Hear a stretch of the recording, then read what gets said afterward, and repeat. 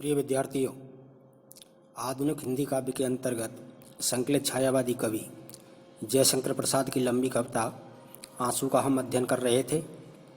पिछले कालांश तक हमने उनकी इस आंसू कविता के 45वें पद तक का अध्ययन कर लिया है। उससे आगे के पदों का अध्ययन हम आज करेंगे। तो आइए स्क्रीन पर देखें जयशंकर प्रसाद की लंबी कविता आंसू के पद। यहाँ 46वें पद से पूर्व मैं आपको एक बार पुनः 45वें पद का सारांश बता देता हूँ, जिससे भाव की तारतम्यता बनी रहे। इस 45वें पद में जयशंकर प्रसाद वर्णन कर रहे थे कि एक विरही हृदय, एक प्रेमी हृदय अपनी जो प्रेयसी है उसकी हंसी का वर्णन करते हुए यह कहता है कि जिस तरह से पूरे अपने वैभव पर, यौवन पर कोई कमल का वन हो और वो कमल का वन बसंत ऋतु के प्रातःकालीन समय में अपने यौवन पर हो, यदि वो विकसित कमल का वन भी मेरी प्रेयसी की हंसी को एक बार देख ले तो वो इसमें अपना उपहास ही कराएगा। अर्थात जो मेरी प्रेयसी की हंसी है वो हंसी उस पूरे वन के वैभव से कहीं अलग है, अनोखी है। इस तरह का वर्णन इस कवि ने इस पहले पद में किया था। अब 40वां पद देखें कि प्रसाद इस अगले पद में क्या लिखते हैं। मुख कमल समीप सजे थे, दो कसले पुरैन के, जल बिंदु सदृश्य ठहरे कब, उन कानों में दुख किनके। अब देखिए, यहाँ हंसी का वर्णन किया, पहले दांतों का वर्णन किया, नाक का वर्णन किया। अब यहाँ जो कवि है अपनी प्रेयसी के कानों के सौंदर्य का वर्णन करता है। क्या लिखते हैं प्रसाद इस पद में। मुख कमल, अब आप देखिए यहाँ उपमा दी है। मुख कैसा है? कमल के फूल जैसा। प्रेयसी का मुख कैसा है? जैसे कमल का फूल खिला हो। और आपने कभी कमल का फूल देखा हो तो आप देखें उस कमल के फूल के साथ ही उसके साथ ही कमल के पत्ते और लगे हुए होते हैं। अब आप देखें, कवि की उपमा देखें। दो किसले पुरैन के, पुरैन कहते हैं कमल को, किसले कहते हैं पत्ते। मुख कमल समीप सजे थे, मुख रूपी कमल रूपी मुख के समीप यानी नजदीक ही दो किसले यानी दो पत्ते, पुरैन के यानी कमल के। जिस तरह से कमल के फूल के पास में ही उसके दो पत्ते सजे हुए होते हैं, लगे हुए होते हैं, दिखाई देते हैं, वैसे ही मेरी प्रेयसी के कमल रूपी मुखड़े के समीप ही दो किसले, अर्थात मुख के पास क्या है? दो कान, या किसले किसको कहा है? कान को। मेरी प्रेयसी के कमल जैसे मुख के पास में ही दो कान कमल के पत्तों की तरह सजे हुए थे। अब देखिए आगे क्या लिखते हैं। जल बिंदु सदृश्य ठहरे कब, उन कानों में दुख किनके। अब आप देखिए, ऐसा कहा जाता है कि कमल के पत्ते पर जब ओस की बूंदें या पानी की बूंदें पड़ती हैं, जल बिंदु कहते हैं जल की बूंदें, सदृश कहते हैं समान, ठहरे कब, जिस तरह से कमल के पत्तों पर पानी की बूंदें जब पड़ती हैं तो वो टिकती नहीं है, तुरंत ही नीचे गिर जाती हैं। ठहरे कब अर्थात जिस तरह से कमल के पत्तों पर पानी की बूंदें नहीं ठहरती हैं, वैसे ही उन कानों, किसके कानों में? प्रेयसी के कानों में। ठहरे कब उन कानों में दुख किनके, उस प्रेयसी के कानों में भला किसके दुख ठहरेंगे। अर्थात भाव क्या है?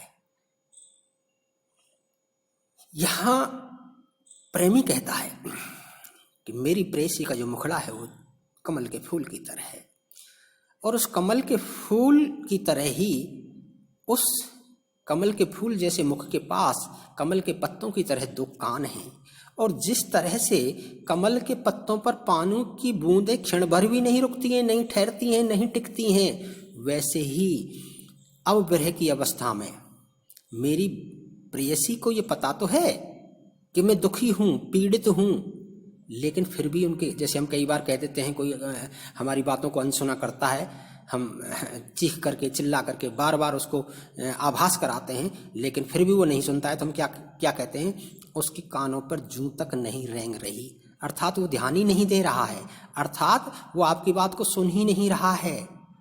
ऐसे ही प्रेमी कहता है कि मेरे दुख को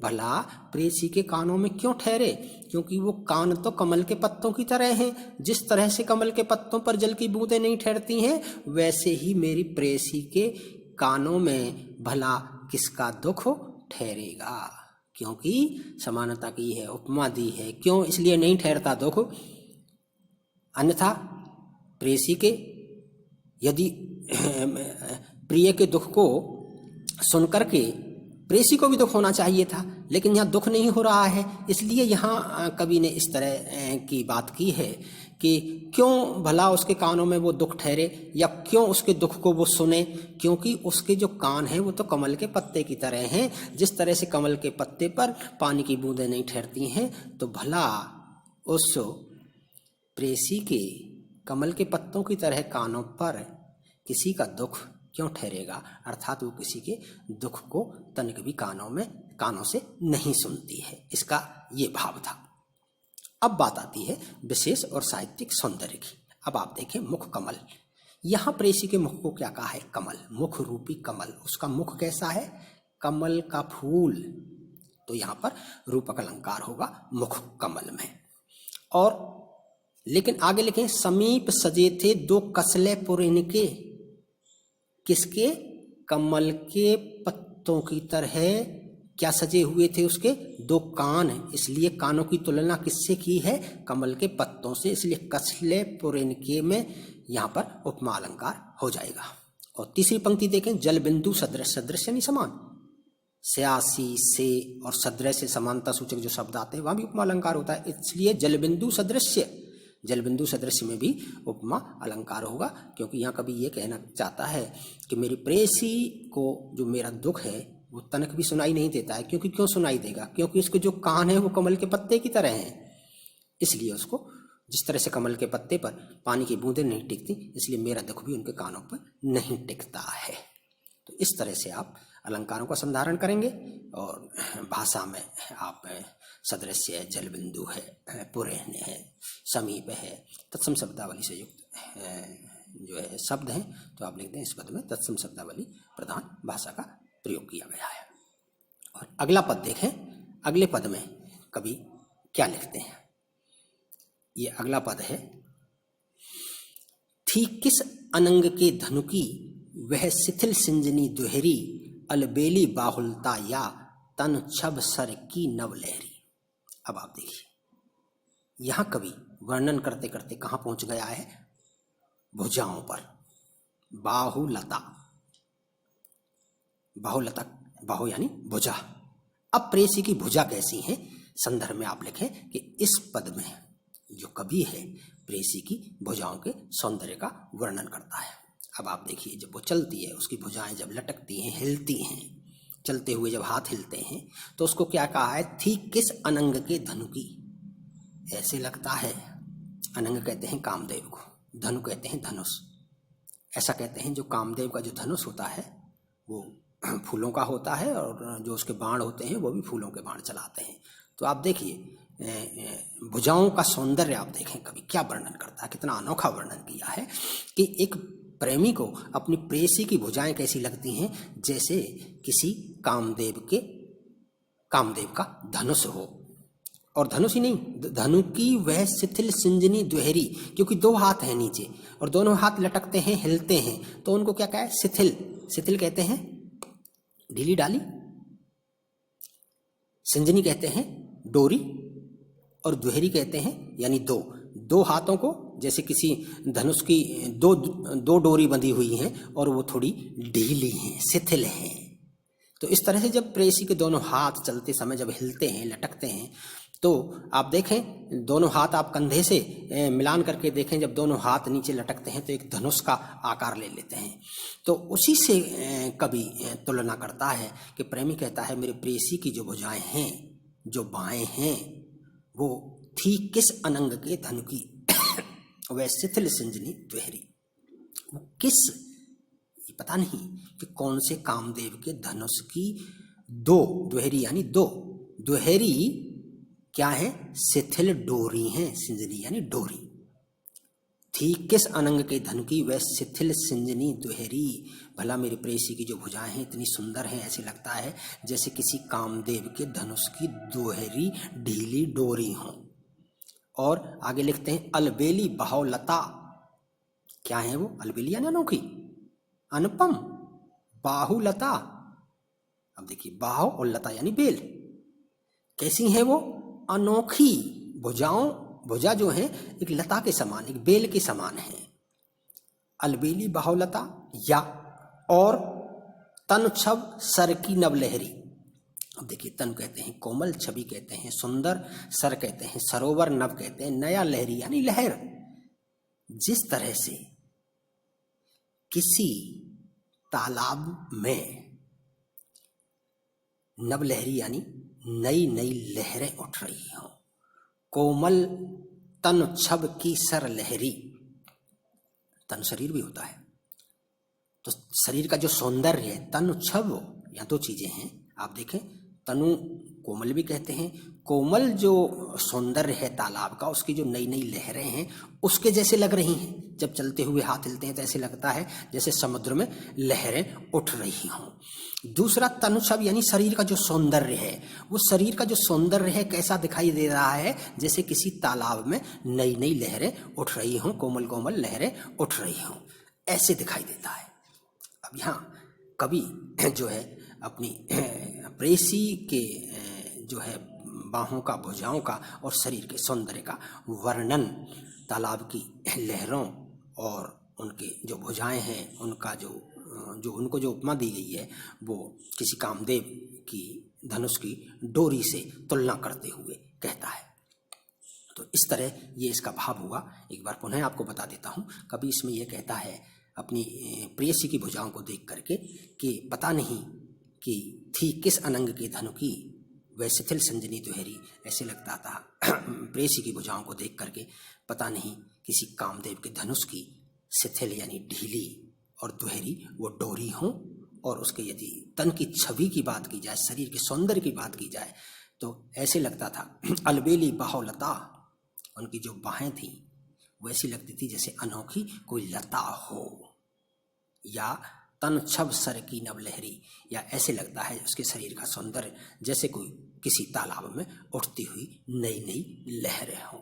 इस तरह का यहाँ कवि वर्णन करता है। अब बात हम विशेष और साहित्यिक सौंदर्य की करें तो आप देखें अनंग के धनु की वह शिथिल सिंजनी द्वेहरी। अब यहाँ पर उपमा दी गई है भुजाओं को। क्या कहा है? शिथिल सिंजनी कहा है यानी ढीली ढाली, द्वेहरी डोरी कहा है। उपमा दी है तो यहाँ उपमा अलंकार हो जाएगा शिथिल सिंजनी द्वेहरी में। और अलबेली बाहुलता में भी अनोखी बाहुलता के समान लग रही हैं, यहाँ भी उपमा अलंकार हो जाएगा। और फिर कहा है या तन सब की नहरी नवलहरी, ऐसे कहा है जैसे समुद्र की कोई नई नई लहरें हों।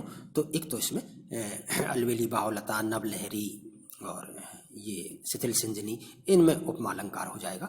और आप देखें पूरे पद में जो कवि वर्णन करता है वो ये तय नहीं कर पाता है कि ये किसी कामदेव की धनुष की ढीली ढाली डोरियों की तरह है, या लता की तरह है, या तालाब में नई नई लहरों की तरह है।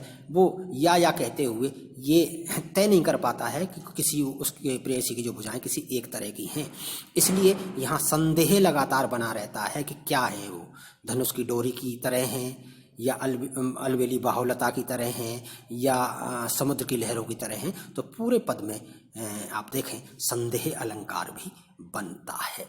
भाषा की बात करेंगे, अनंग है, सिंजनी है, शिथिल है, अलबेली है, बाहुलता है, सर है, छवि है, नवलहरी, तत्सम शब्दावली से युक्त भाषा का यहाँ पर प्रयोग किया गया है। तो इस तरह से आप जो है विशेष का या अलंकारों का संधारण कर सकते हैं। तो ये आज जो है आपके 45-46 के बाद में 47 और 48 में पदों का भाव हुआ। जहाँ तक मैं समझता हूँ आपकी समझ में आया होगा।